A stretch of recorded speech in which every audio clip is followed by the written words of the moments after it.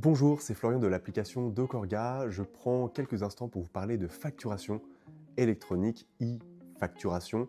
Il y a bien des mots pour parler de cette réforme et des questions que vous nous posez. Et je le comprends puisqu'il y a beaucoup d'informations qui circulent à ce sujet, beaucoup d'informations contradictoires et c'est là que ça devient très complexe. Donc je vais apporter une réponse très brève, très directe.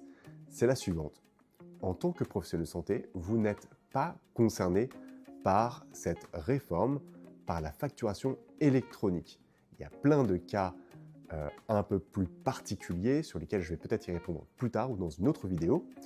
En tout cas, la réponse principale, c'est vous n'êtes pas concerné, puisqu'à l'origine, cette réforme est une réforme anti-fraude à la TVA. Donc l'administration fiscale souhaite par des évolutions réglementaires, des évolutions techniques, d'outillage, s'assurer que la TVA lui est bien reversée. En tant que professionnel de santé, vous n'êtes pas assujetti à la TVA, et donc vous ne collectez pas, vous ne facturez pas la TVA dans le cadre d'actes de soins, et je me limiterai bien aux actes de soins. Et à ce titre, donc, vous n'êtes pas du tout concerné par la réforme, donc de produire des factures électroniques ou de recevoir des factures électroniques, etc.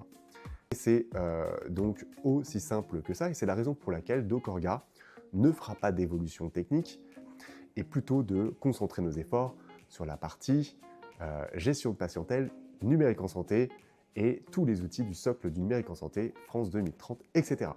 Voilà, je vais faire une autre vidéo avec plus de détails pour les cas d'exception. À très bientôt!